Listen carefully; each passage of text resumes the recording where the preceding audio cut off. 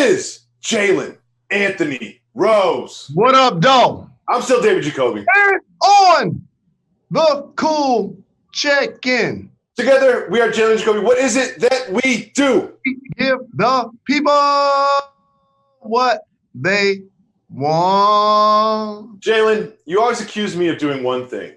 Doing what you call the media thing and reading way too much into sort of perceived slights or small little morsels of information. The media. And making dramatic mountains out of those morsels. And that's exactly what I'm going to do right now because Tom Brady penned a farewell letter in the Players Tribune yesterday. And it had some really interesting passages. The first one I want to discuss with you is when Tom wrote, quote, "Playing for the Tampa Bay Buccaneers is a change, a challenge, an opportunity to lead and collaborate, and also to be seen and heard." Jalen.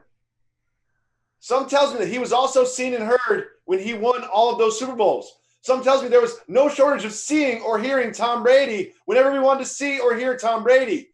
So some tells me that this was not to be seen and heard by the public, but this is a way to be seen and heard by the organization. Jalen, even you have to admit there's something to this theory that was a little bit of a shot at the New England Patriots. Well, we don't have to look further than understanding that he played there 20 years and went to the Super Bowl 9 times, won 6 of those, and they didn't allow him to have a farewell tour with their uniform on. Because if they would have offered him the same $50 million contract, he would still be in New England. So basically what this boils down to is Tampa Bay gave him a level of fiscal and emotional security because he's going there for the first time versus what he felt like he should have been able to attain being a member of the Patriots for so very long. But that's unfortunately what happens to us athletes. So many professions that you can do later in your life. Even an artist, for example, you can perform the same records countless times. Even if you can't dance the same, you can sit down, start the music, and people will still come to your concert. Well, when you're an athlete, there's an expiration date. And Tom Brady and Drew Brees continue to defy that. So now if you're an organization, how far are you willing to let that go? Would you overpay Tom Brady, that's going to be 43 this year, allegedly overpay because you're basically saying he's not going to be an elite quarterback? How do you feel about that, David Jacoby? I like what both sides did business-wise. If I'm Belichick, I'm not giving 2 years, $50 million guaranteed either to Tom Brady at this point of his career. No, I like it because, first of all, I care about me first, not Tom Brady or the New England Patriots, and this is great for me. This is great for our business. I've been watching more Tampa Bay Buccaneers this season than I've seen in my entire life. I think if not in the Super Bowl or the championship round, I will watch an entire Buccaneers game from start to finish. Honestly, ever since Vinny Testaverde, the Buccaneers quarterback, has not been this relevant, and I couldn't be happier about it. However, I would have liked to see him retire in that jersey. If I was Tom Brady, I'm sure there's a part of him that feels somewhat slighted. There was a lot of incidents over time. You know, there's Deflategate where he felt like the franchise didn't really have his back.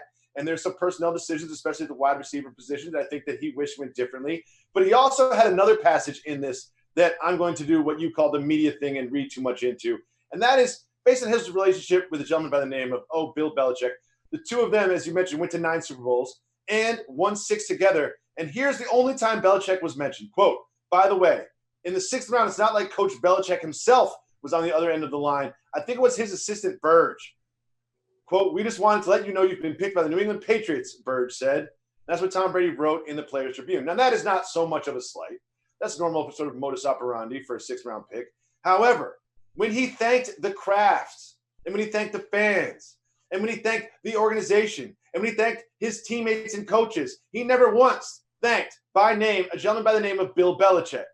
Jalen, again, you can't say I'm doing the media thing by reading too much into this because Bill Belichick and Robert Kraft and Tom Brady were the sort of 3-headed monster, the trident that fueled this dynasty for over a decade. And uniquely, I like how Robert Kraft, as the boss, made those two guys fight it out in the sandlot while he stayed clear because he writes checks to both of them. because while Belichick, in theory, is the guy that makes the football decision, Robert Kraft is the owner of the team. So therefore, if he would have really wanted Tom Brady to have a few years on his contract and a couple of zeros in his account, he could have made it happen. Okay, so I appreciate the level of business separation that the Patriots basically set up, because normally, unlike Dallas, if this was a scenario like that, people would be mad at Jerry or going to talk to him. But in New England, it's Bill Belichick that has to be the bad guy. I like that line of demarcation. I think every side really got what they wanted. Robert Kraft leaves clean without Brady being mad at him. Brady, the Michigan man, gets to articulate himself and be motivated on how he's going to go to Tampa Bay and be a game saver for them. And then Bill Belichick is not going to comment on none of this. He's just going to worry about the draft and putting together next year's team. Well, he should be worried about the quarterback position, but something tells me that there'll be more to report on that as news breaks in the NFL. But Jalen, some news did break today in the NFL. I purposely have not seen what I'm about to show you. I've been very busy with the kids and the quarantine and prepping the show, but I'm about to show you what has been unveiled today, this afternoon, as the Tampa Bay Buccaneers new uniforms. Take a look at those. You know what that looks like to me? It looks like the old uniforms. Yeah, I don't see the same ones. I don't see much difference there. I expected a bigger splash. Now that's new. That's new right there. Everything else seemed like the old uniforms. I couldn't even tell you the difference. Well, let me tell you what the Tampa Bay Buccaneers are doing, though. Okay. Again, they used to be in the same division as the Lions. And I followed this franchise struggle. And I love their old school uniforms, and their helmets were classic. But as this franchise progressed, they're channeling the Tampa Bay Buccaneer teams that were actually successful. Warren Sapp, Derek Brooks, that's what those uniforms look mostly like. The squad Tony Dungy built and ultimately was taken to the Super Bowl and won the Super Bowl after he left. And so with John Gruden. So based on that, that's what I see them doing. They getting their old thing back. Now, I would say the Tampa Bay Buccaneers are not exactly a winning franchise in the National Football League, but at least they have that 1 year. The Detroit Lions don't even have like 1 year they can look back at like that. You don't even have 1 year where you won 2 playoff games. But we're not going to talk about the Lions anymore because we have to move on to some sports that might actually happen, and I'm not sure that they should. And I'm talking about the UFC. UFC 249 is scheduled to be pretty soon. Pretty soon. And here is what Dana White said about a potential venue for those. So I'm going to continue to pump fights out. I've also secured an island. I've got an island. The infrastructure is being built right now. We're going to do all of our international fights on this island. So when April 18th, when we do this fight on April 18th, international and local, in the United States, we're going to start cranking. The UFC will be back up and running internationally and here in the States. So let me get this straight. Dana White's going to hold a fighting tournament on a private island in isolation in uncharted international waters. This sounds like a really bad 1986 Schwarzenegger film. It sounds like Bloodsport. Like what is happening? Do you think, number one, he should be pursuing this? Number two, this will actually happen? It sounds like a skit from Scarface that didn't make the movie. I feel like Dana White, who, by the way, is dealing with a lot. And I know you probably heard about the extortion attempt that he's trying to fight off right now, where there was a boyfriend and girlfriend couple, and they basically set him up to have sex with her and recorded it and then turned around and asked him for $400,000. Allegedly. And so allegedly. Dana White is the kind of leader of the UFC. He like, we getting this bread. By all means necessary. We getting this bread. I don't care if it has to quarantine. I don't care if I had to go on the island. You know what? He should reach out to a good friend of mine.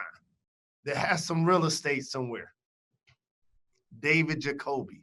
You remember you told me things were happening in space and on other planets? Where is that now? I love this. Where is that now? Dana, we need no that right now.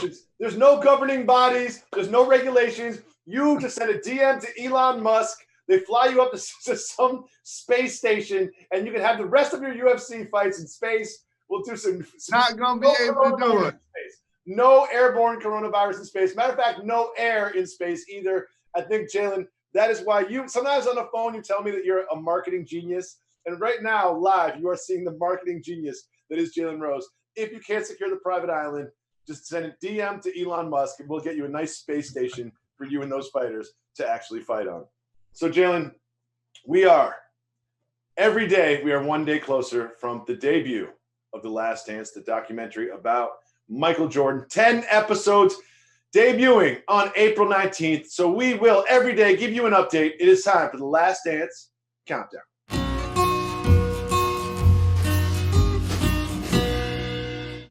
So we've discussed a lot of different legacies, sort of like things that Michael Jordan's associated with so far in this countdown. We spoke about his sneakers. We also spoke about Scottie Pippen yesterday.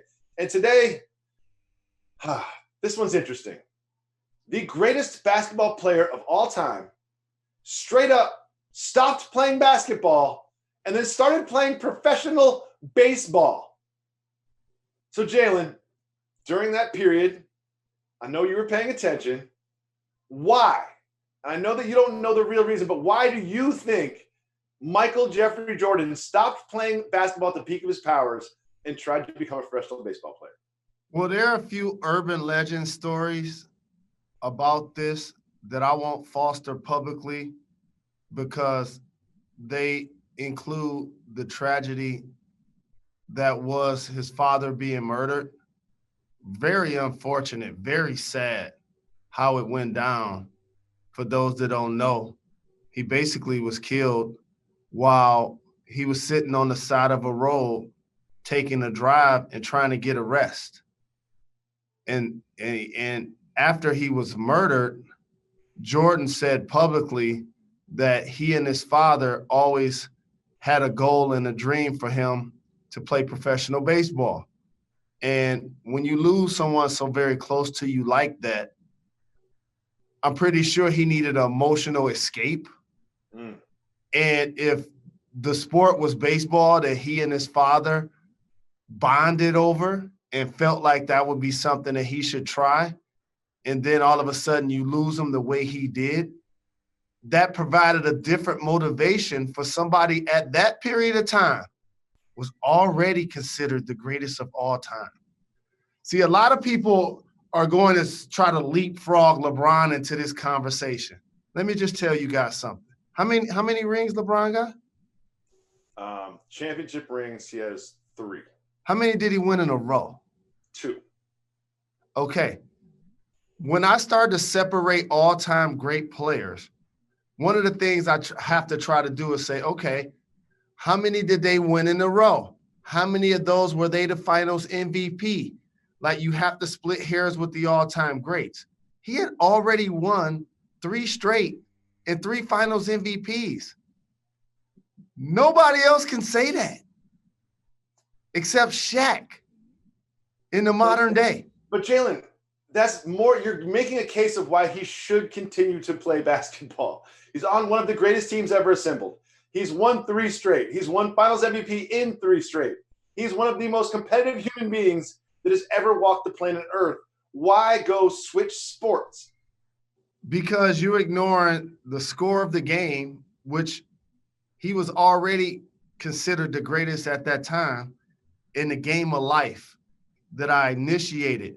And what also helped make that happen is the Bulls owner, Jerry Reinsdorf, also owns the White Sox.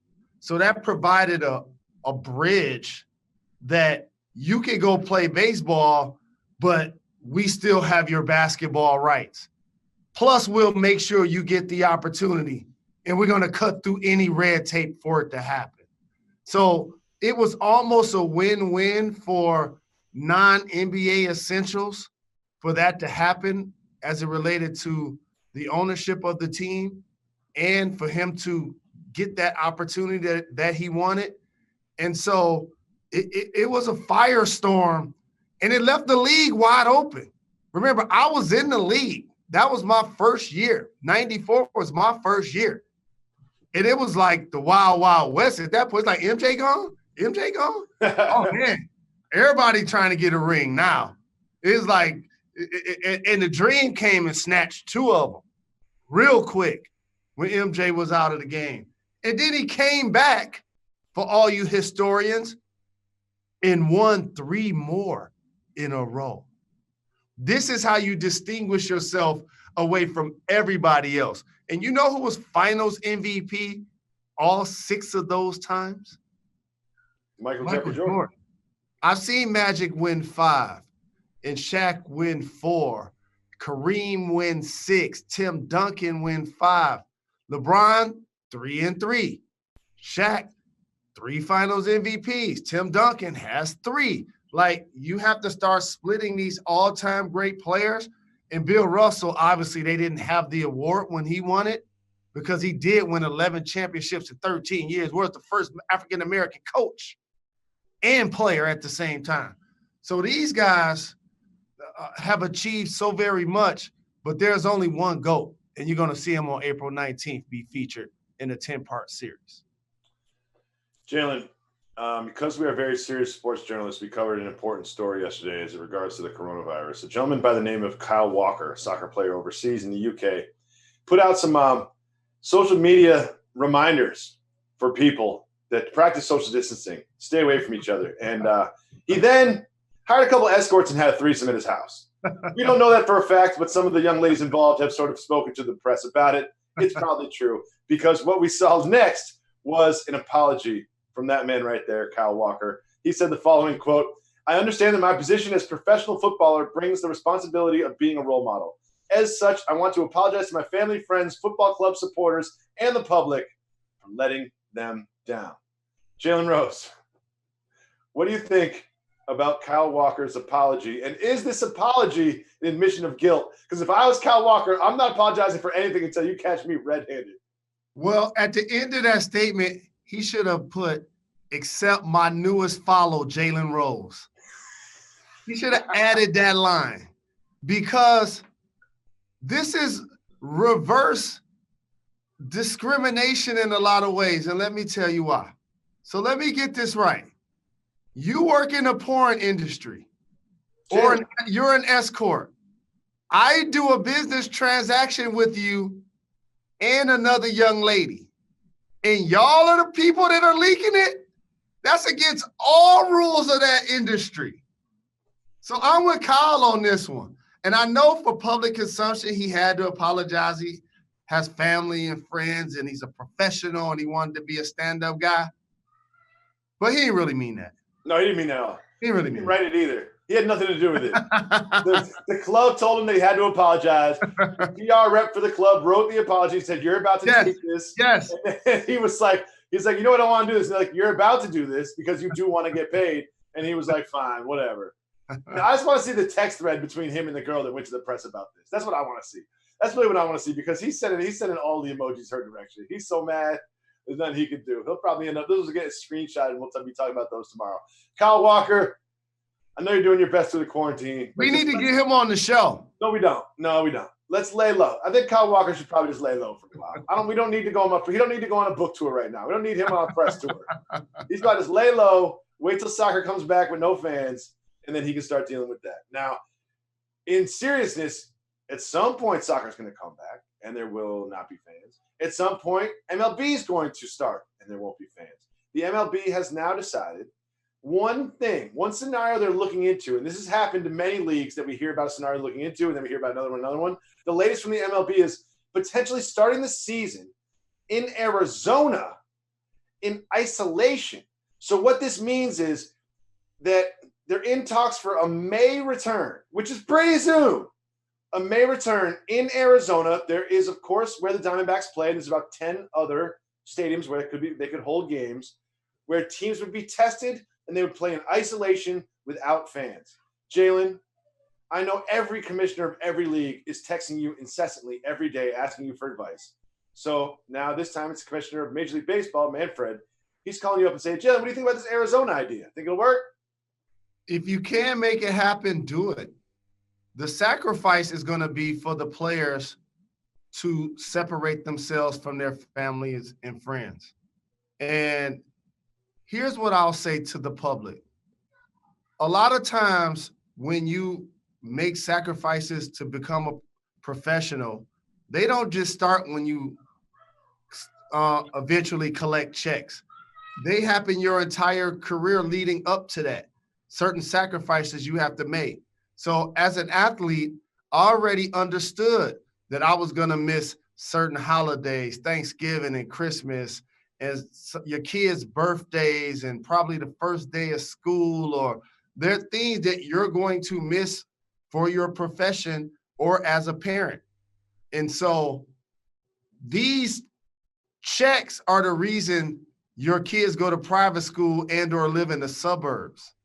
So therefore, I'm pretty sure the players are going to be willing to play the game that they love, continue to collect their checks, and not balk at an opportunity by Major League Baseball to put them in position to play their games this year. And shout out to Chuck D. It just reminded me of something, of when my favorite MCs were teaching me something. I'll never forget listening to By the Time I Get to Arizona, because they were the final place that adopted the MLK Day as a holiday. And I got a chance to play there my final season. Beautiful people. But shout to Chuck for that. But absolutely, if you can do, will do. Make it happen. Well, if you want to derail Revis on Arizona, I can derail this topic to Arizona real quick because, man, when Arizona Iced Tea came out with those tall boys, with the Arnold Palmers, those 22-ounce cans, then they had the mangoes. You had that mango energy one. Man, I was exclusively drinking Arizona beverages out of cans I had to carry with two hands. Yeah, like full can of sugar. That's all those were. Oh, yeah. I stopped doing that once I started reading the back. They put the calories on there. But I would play basketball outside in a Brooklyn yard for about 3 hours, go through 4 of those. And then once I'm done losing my games, switch to beer. God, man, that's taking me back to the early 2000s. Thanks to you, Jalen Rose. Well, the NBA is also looking to come back. And the NBA is the latest on that is it's going to take some sort of like rapid real-time testing. Now, this doesn't exactly exist right now, but as you see from this tweet from Baxter Holmes, they've been collaborating to assess rapid testing devices in theory that accurate test results within minutes could lead to being tested pregame, verifying that everyone involved in the contest is coronavirus free, and then playing a game in an empty arena. Jalen, this is a bit of wishful thinking, but it is the type of medical and scientific advancement that it will take in order for NBA games to truly be played because of the close physical contact between the contestants and the fact that there are so many people carrying the COVID-19 coronavirus that are asymptomatic.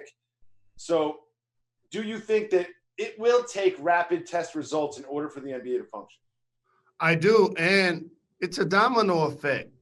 Of course, we should all do what we can to social distance. This pandemic is real. The bruises it's going to do to the economy are going to last for so very long. But Jacoby, what happens is it's one thing that we all have testing available to us. It's another thing that we're not going to all get tested unless we show symptoms, which means in theory, each of us could have it. And the reason why I point that out is when more tests get available for corporations like the NBA and Major League Baseball and a lot of companies that are firing and laying people off and putting people on a furlough, what's going to happen is we're going to then discover more people have it than we realize. And then all of a sudden, those people are going to crowd the hospital and there aren't enough ventilators.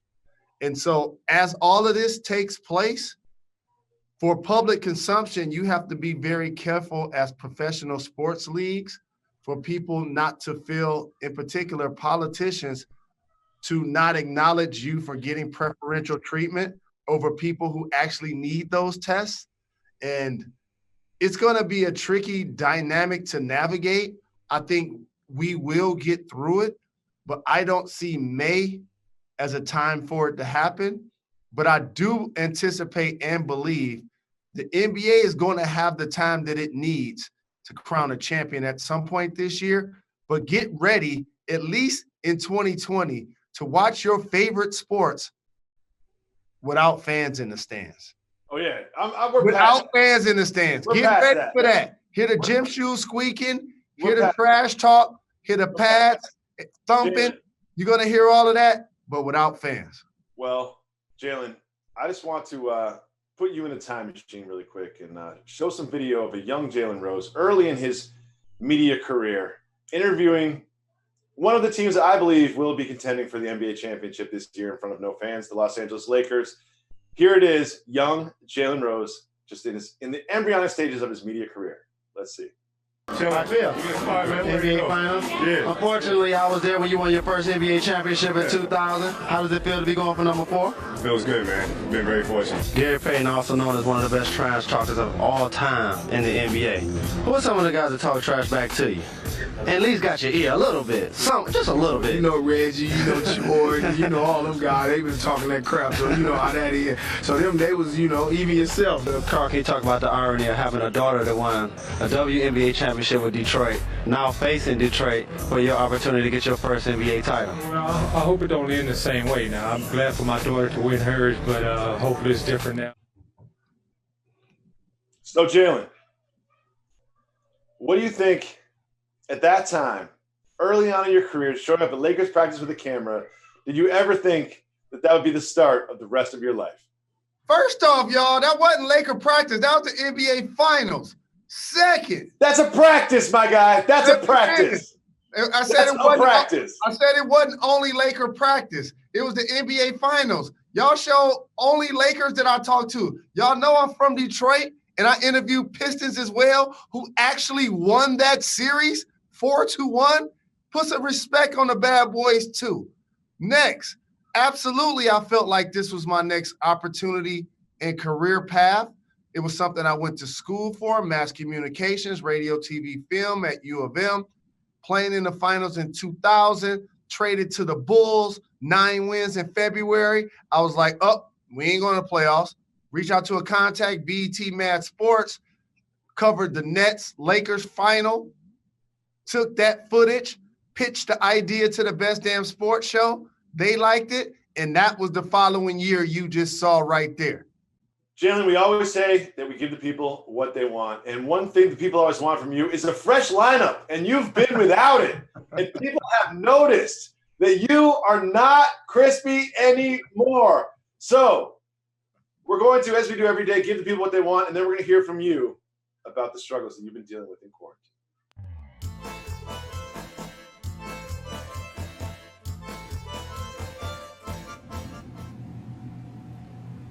Coronavirus, the pandemic, social distancing is so real that I went on television and I didn't have a fresh cut. The struggle is real. Now, I want to be very clear that we would never downplay the severity of this disease. There are literally thousands of people dying, not only in our country, but around the world. But we are all stuck in our homes. And one of the things that means is that it's hard to get a crisp lineup. I decided just to cut my own hair. Jalen Rose obviously has not. So that post that you just watched, bit of a firestorm online. Jalen Rose has committed to giving a hoodie to the best responses to our interactive questions every day. So make sure that you follow Jalen Jacoby on Twitter and on Instagram. And I'm just going to show you some of our favorite responses. And you, Jalen the Judge Jalen, will pick your favorite, and that person will get a Jalen Jacoby hoodie. Let's take a look at some of these. We have, this is more serious than the Waffle House is being closed. Shout to Eric. I spent a lot of time in Atlanta. Oh, my goodness. Waffle House late night, especially Next. After midnight, leaving a spot all day. And this one is from Moa Man Music. Jalen been Chris for 100 years. We give him a pass. Jalen, you do get a pass, of course. And we have a couple more for you to judge from. Next, this one's from Instagram. Jalen out here looking like the Book of Eli. Shout Denzel. And then finally, we have, should let Molly Karam clean you up. That's on you, playa. I fully agree with that last one. So, Jalen, we have Royce the 5'9" chiming in. We have someone saying you've been Chris for 100 years. We have someone saying this is worse than Waffle House. We have someone saying, as I agree, Molly should give you a little shape up. I'll go up there and give you a shape up. Who gets the hoodie, though? Who gets today's hoodie? Shout out to my brother, Royce the 5'9". He don't need the hoodie because he going to come on the show as soon as we get back up and running like we supposed to. I'll go with the first one, the Waffle House. Eric. That's an institution to me. Oh, yeah. So we're going to get Eric. Make sure you reach out to the Jalen Jacoby account. Send us a DM with your address, and Jalen will send you a hoodie himself. Jalen will put the hoodie in an envelope and send it to you home himself. These are his hoodies. He paid with his own money. Now, Jalen, before we leave, as a sign-off, I just want you to tell us your order when you sit down at a Waffle House at 2 a.m. Oh, scattered, smothered, and covered. Waffle, well done. Side of bacon, well done. Side of sausage, well done. Grits. And then just munch like a little buffet. Eat a little bit of everything. That's how I do it. No doubt. Large OJ. Tip everybody to cook. Play the music on the jukebox. Put a 20 in there. Get like 100 credits or something like that. Just play music on music on music. And then when I know I'm about to leave, I leave some credit for the staff and let them play what they want to play. This is a whole holistic thing, Jacoby.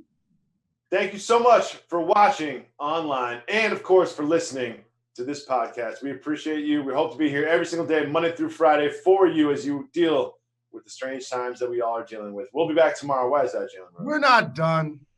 We're not done. We're not done.